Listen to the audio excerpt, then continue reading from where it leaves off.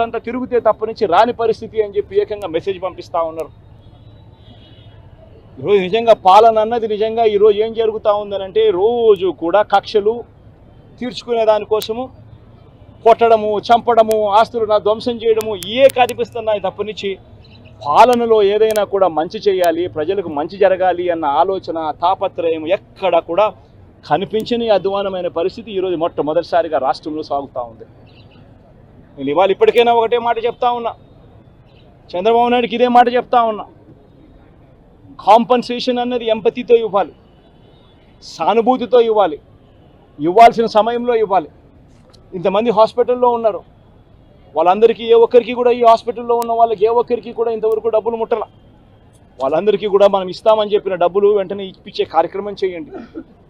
ఆ ప్రోటోకాల్ ఏదైతే ఉందో ఫ్యాక్టరీ సెక్యూరిటీస్కి సంబంధించి, ఫ్యాక్టరీ సెక్యూరిటీ, పొల్యూషన్ కంట్రోల్కి సంబంధించి ఏదైతే ప్రోటోకాల్ ఎగ్జిస్టెన్స్లో ఉందో ఆ ప్రోటోకాల్ను కనీసం ఇప్పటి నుంచి అన్నా కనీసం మానిటర్ చేసే దిశగా అడుగులు వేయండి. ఇటువంటి మళ్ళీ పునరావృతం కాకుండా చేసే కార్యక్రమాలు చేయండి. ఆ ఫ్యాక్టరీకి సంబంధించి ఏం జరిగిందో లోతైన ఎంక్వైరీ చేయండి. అడిగినప్పుడు నేను ఇక్కడ బాధితులను పరామర్శించినప్పుడు, బాధితులను అడుగుతా ఉన్నప్పుడు నేను అడిగా, ఆ ఫ్యాక్టరీకి సంబంధించిన విషయాలకు సంబంధించి కూడా తెలుసుకునే ప్రయత్నం చేశా. ఫ్యాక్టరీలో ఏం జరుగుతూ ఉంది, ఫ్యాక్టరీలో SOPs బాగానే పాటించే వాళ్ళ, ఫ్యాక్టరీలో పొల్యూషన్ కంట్రోల్ అనేది స్టాండర్డ్ మెయింటెనెన్స్ చేసే వాళ్ళ అని కూడా అడిగా. అవన్నీ కూడా బాగానే జరిగేటివే అన్న, బాగానే జరిగేటివే, కానీ ఇది ఎందుకు జరిగిందో తెలియదన్నా అని చెప్పి చెప్తా ఉంటాను. నేను ఫ్యాక్టరీలకు సంబంధించి వాళ్ళని ఏదో యాజమాన్యానికి సంబంధించి ఎవరన్నా కానీ ఆ యాజమాన్యం వాళ్ళు ఏదో తప్పులు పట్టాలని ఇంకోటి పట్టాలని నేనేం చెప్పడం నా. బట్ లోతైన ఎంక్వైరీ అయితే జరగాలి, ఎందుకు తప్పు జరిగిందో తెలుసుకోవాలి, తెలుసుకొని ఇటువంటి మళ్ళీ పునరావృతం కాకుండా అటువంటివన్నీ కూడా చెక్స్ పెట్టి దాన్ని బ్లాక్ చేయాలి. ప్లస్ ప్రోటోకాల్ ఏదైతే ఎగ్జిస్టెన్స్లో ఉందో దాన్ని ఇంప్లిమెంట్ చేసే కార్యక్రమం జరగాలి. అప్పుడు మిగిలిన ఫ్యాక్టరీలలో కూడా ఆటోమేటిక్లీ ఎప్పుడైతే చెక్స్ అనేటివి ఎప్పుడైతే రెగ్యులర్గా పీరియాడికల్గా జరగడం మొదలు పెడతాయో అప్పుడు న్యాచురల్గా సేఫ్టీ పారామీటర్స్ పెంచడం జరుగుతుంది. సేఫ్టీ పారామీటర్స్ ఎప్పుడైతే పెరుగుతాయో అప్పుడు ఇటువంటి ఘటనలు జరగకుండా పోతాయి. ఇవన్నీ ఖచ్చితంగా చేయాలి. ఇవన్నీ ఖచ్చితంగా చేయకపోతే మాత్రం మేము కూడా ఖచ్చితంగా మరో 2 వారాలు, మరో 3 వారాలు టైం ఇస్తాం.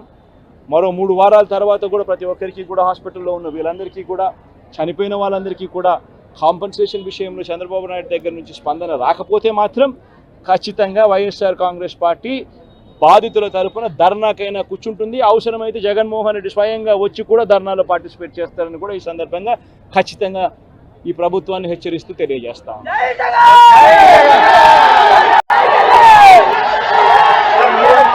గతంలో నా స్నేహితులు మరి ఆయన ఒక విచిత్రమైన సబ్జెక్ట్ పట్టుకున్నాడు. అదేంటంటే మరి ఈ విజయం, ఈ కూటమి విజయమే కాదట, ఈవీఎంలను మేనేజ్ చేస్తే వచ్చిన విజయం అంట. సో అందుకని పాపం అంత దారుణమైన వైనాట్ 175 అని మాట్లాడుకుని వాళ్ళకి చిన్నదలు చిట్లినట్టుగా ఉంది ఆ బ్యాచ్ అందరికి. అదే డైజెస్ట్ చేసుకోలేక పిచ్చిగా మాట్లాడుతున్నారు. మిషన్ని మేనేజ్ చేయగలిగితే భారతీయ జనతా పార్టీకి 240 ఇంటికి వస్తారా, 360 వస్తాయని వాళ్ళు అనుకున్నారు. తప్పలేదు, మంచి పనులు చేశారు కాబట్టి వస్తాయనుకున్నారు. అయినా ప్రజలు 240 స్థానాలు ఇచ్చారు. ఐవీఎంలు మేనేజ్ చేయగలిగితే 360 అయితే 350 తెచ్చుకుంటారు కదా. ప్రాంతీయ పార్టీల మీద ఆధారపడే పరిస్థితి ఎందుకు తెచ్చుకుంటారు? అర్థం లేకుండా నీకు 151 వచ్చినప్పుడు నీ గొప్ప, మాకు 124 వస్తే ఈవీఎం గొప్ప. ఏం మాట్లాడతారు? అర్థం లేకుండా మాట్లాడతారు. ఈ అర్థం లేని ఈ సంధి ప్రలాపంలో ఒక విచిత్రంగా మరి కొమ్మినేని వారు ఒక ఇద్దరుతో మాట్లాడాడు. అంత మ్యాచ్ ఫిక్సింగ్ అనుకుంటా. వాడు ఒక బుద్ధి లేనివాడు ఇంకో 2 బుద్ధి లేనితో మాట్లాడాడు.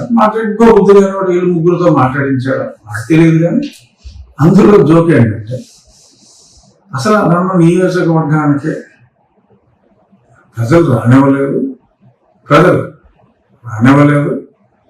మరి అతను అసలు ఎలక్షన్లో తిరగలేదు. మరి ఎలక్షన్లో తిరగకుండా అతనికి 57,000 మెజారిటీ, వాళ్ళు 45 అన్నట్టున్నారు. నాకు వచ్చింది 57,000 చిల్లర.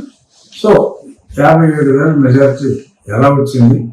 ఇదంతా ఈవీఎం మాయ అని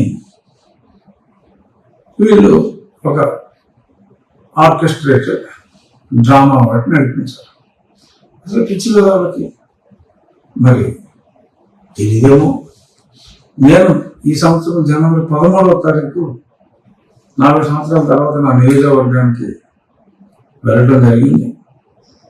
మరి నేను రాజమండ్రిలో సుమారు 11 గంటలకి ఫ్లైట్ దిగితే మరి కరెక్ట్గా మీ పార్టీకి వచ్చిన సీట్లు అన్ని గంటలు నాకు పట్టింది. 11 గంటలు పట్టింది. రాత్రి 10 గంటల 40 నిమిషాలకి నేను మా ఇంట్లోకి ఎంటర్ అయ్యా. Every minute is recorded my dear Jaganmohan Reddy Sakshi. నేను ఫ్లైట్ దిగిన తర్వాత ప్రతి నిమిషం అంతా రికార్డ్ అయింది. ఎందుకంటే సెక్యూరిటీ యాంగిల్లో కూడా నేను 2-3 కెమెరాస్తో మొత్తం అంతా కూడా రికార్డ్ చేయించడం జరిగింది. మరి అంతసేపు ఎక్కడెక్కడ ఎన్ని జంక్షన్లు జామ్ అయిపోయి ఎంత ట్రాఫిక్ డైవర్ట్ చేయాలి అని పోలీసు వాళ్ళందరూ కూడా చాలా ప్రయత్నం చేసి మరి సుమారు 1000కి పైగా ఉన్న కార్లని అన్నీ ఎక్కడ ట్యాక్సీలు లేవు, ఎవరికారు స్వచ్ఛందంగా వచ్చారు. మరి అవన్నీ కూడా 30 కార్లు 50 కార్లు అలా విడగొట్టి ఎన్ని చేసినప్పటికీ కూడా మరి ఎక్స్ట్రాడినరీగా పార్టీలకు అతీతంగా తర్వాత నేను ఏ పార్టీ అనే చర్చ క్రియేట్ చేయించారు వేరే విషయం. కానీ ఆ రోజు తెలుగుదేశం, జనసేన, భారతీయ జనతా పార్టీ నాయకులు అందరూ అప్పటికి పొత్తు లేదు. అయినప్పటికీ కూడా నాయకులు అందరూ అంటే తెలుగుదేశం, జనసేన పొత్తు ఉంది, భారతీయ జనతా పార్టీ లేదు.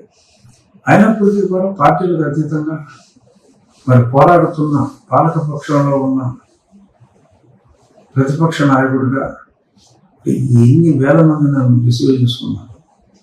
ఆ విజువల్స్ అన్నీ ఒకసారి చూడమ్మా.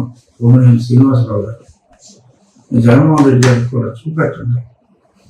మీరు గుడ్డివాళ్ళు అయినవచ్చు, ప్రజలు గుడ్డివాళ్ళు కాదు. సో నేను అత్యంత ప్రజాదరణతో 4 ఏళ్ళ తర్వాత నా కాన్స్టిట్యున్సీకి నేను ఎంటర్ అయ్యి మరి అక్కడ మరి అంతమంది ప్రజల మద్దతు నాకు ఉంటే ప్రజలు తిరస్కరించిన వ్యక్తికి ఇన్ని వేల ఓట్ల మెజారిటీ ఎలా వస్తుంది అని చెప్పి సిగ్గు లేకుండా మీరు మాట్లాడినప్పుడు ఖండించకపోతే కొంతమంది సాక్షియే చదివి దిక్కుమాలిన వాళ్ళకి ఏమో నిజం అనుకుంటారేమో. నేను ఛాలెంజ్ చేస్తున్నాను.